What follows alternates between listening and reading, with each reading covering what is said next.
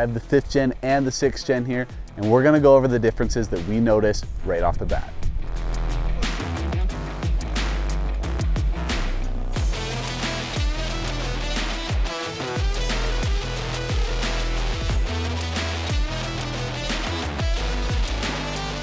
Okay, so right off the bat, the front end of these vehicles look completely different. The headlights on the 5th gen are much bigger than on the 6th gen, and one of the main differences we noticed is the non-functional hood scoop. Now on the 5th gen model, on the TRD Off-Road Premium, as well as the Pro, you got a hood scoop. On the 6th gen, it is offered, but not on the Off-Road Premium. All right, so we also noticed the fender flares. They're completely different from the 5th gen. These stick out a lot further and come down lower. Another thing that we noticed is that the Toyota has a sensor right here, one of their safety sensors. So when it comes to modifying these vehicles, it's really popular to put bigger wheels and tires on them, right? This sensor, as well as these big fender flares, might get in the way. Okay, so one of the popular things with the 5th gen model is when you go to a bigger tire, there's a thing called a Viper cut, and it essentially goes along this line right here at the base of your fog light and cuts off this whole thing in order to fit bigger tires. Now, if we look over at the 6th gen, fog lights at a completely different placement, and we have to deal with multiple layers of body panels, including this big fender flare, if we're going to cut to make space for bigger tires. All right, so when we come up here to the mirrors, they look really similar except for your mirror turn signal. It's a lot smaller, a lot more subdued into the light, into the mirror itself. I honestly think it looks better on the 6th gen versus what it looks like on the 5th gen. Okay, so here's a new big difference on the 6th gen is you don't have access from the outside to your gas cap. You have to push a button on the inside of the cab to open it up. So as you can see on the 5th gen, this just pops open and you either have to have a locking gas cap or you just have straight access. So this is the exact same. You have your lock and your unlock feature right here on the handle. So obviously the interior of the 6th gen is going to be the biggest difference, and we're going to show you the big things that stand out to us.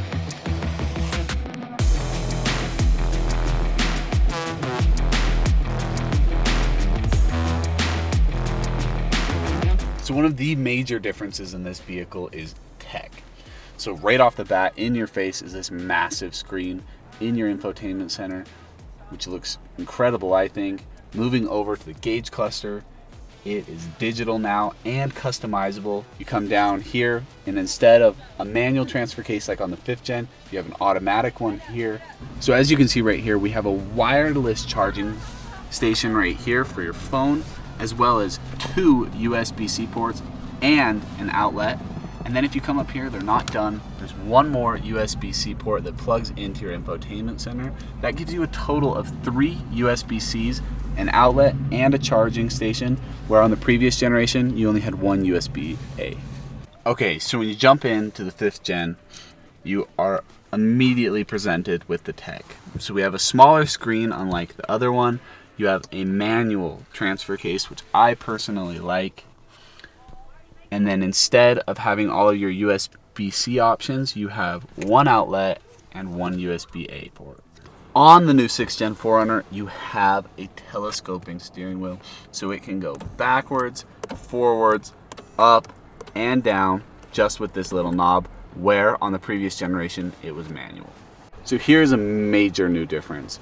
Right over here, you have twice the amount of switch blanks that you had on the previous generation. That leaves you opportunity to mount things and have OEM styled switches to where you can mount your light bars, ditch lights, anything that you need, they leave blanks for you. So we're actually right now, we're gonna measure the difference in the screens in the 5th gen versus the 6th gen. So the 5th gen is right around 7 inches by 4 inches, 13 inches by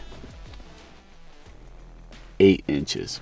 So it's significantly bigger. Okay, so room in the back seat. We're gonna push this front seat all the way back, just like this. Make sure it can't go any further back.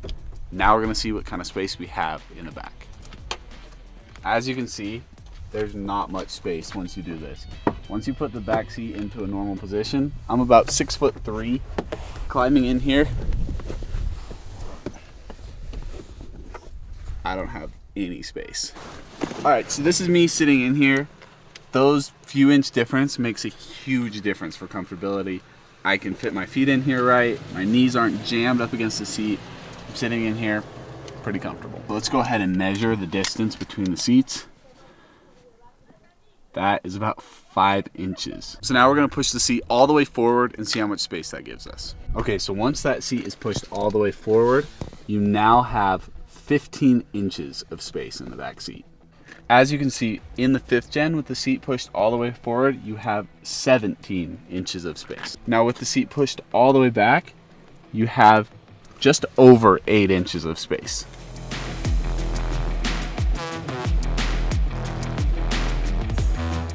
Now you guys could read all this online, but that's no fun. We're gonna show you the actual cargo space and measure everything out. So on the 5th gen, you guys will recognize you have your manual hatch with the assisted struts that kind of help you push it up. Now your lighting is coming exclusively from these lights back here on the hatch, your hatch lights, and there is no lighting whatsoever inside the cargo space. Now on the 6th gen, it's an automatic hatch. It's automatic up as well as down.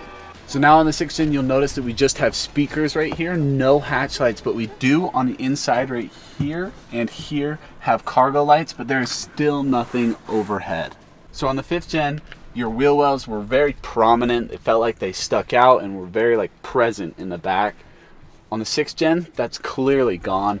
It sits a lot more square back here. Your ledges up here sit a lot higher, and your cargo capability, these pockets sit a lot deeper than on the 5th gen, as well as having MOLLE panel systems to mount things to, and these little pouches.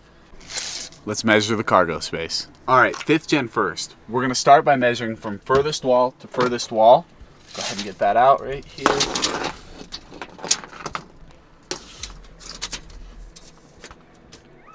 That's about 57.5 inches right there. Next, we're gonna do from wheel well to wheel well.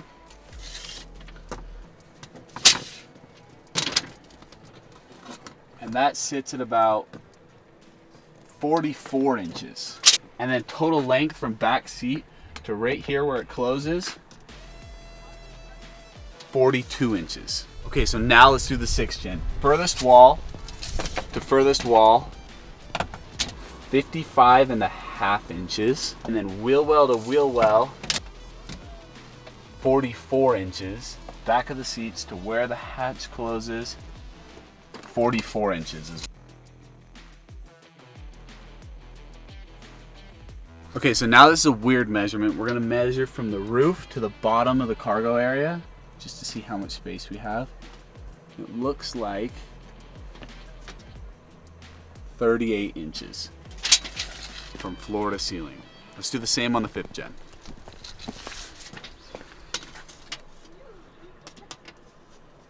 The 5th gen looks like it has about 38.5, so it's only about a half an inch taller.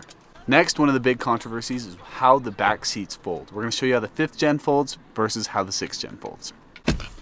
Okay, so the 5th gens, you start by folding your headrest down, then you take your seat itself, push it up, and then you have a little button right here that pushes this down, and it folds nice and flat. So this one is totally different. All you do is pull up on this lever, and the whole seat folds forward. So now we're gonna measure from here to the back of your cargo area. 70 total inches. So that is right around just under 6 feet. It comes out to a total of 66.5 inches. So it's shorter. So the other 4Runner came out to here, where this one only goes to right there, 64 inches. Or if you come to this very edge right here, so the hatch will come down and close right there, it's right around 66.5. So this is a pretty big deal because the huge controversy that has surrounded this storage system has been all over the internet, and it's all over 4 inches. You can do a lot with 3 inches. All right, so that is just a few of the major differences between the 6th gen versus the 5th gen. Let us know what you guys think between these two vehicles. Which would you pick? Are you gonna stay with the tried and true 5th gen, or are you gonna be adventurous and go over to the new 6th gen? Let us know down in the comments what you guys wanna see us put head to head on the 5th gen versus the 6th gen. Thank you guys so much for watching. We're gonna go drop this thing off at the wrap shop right now.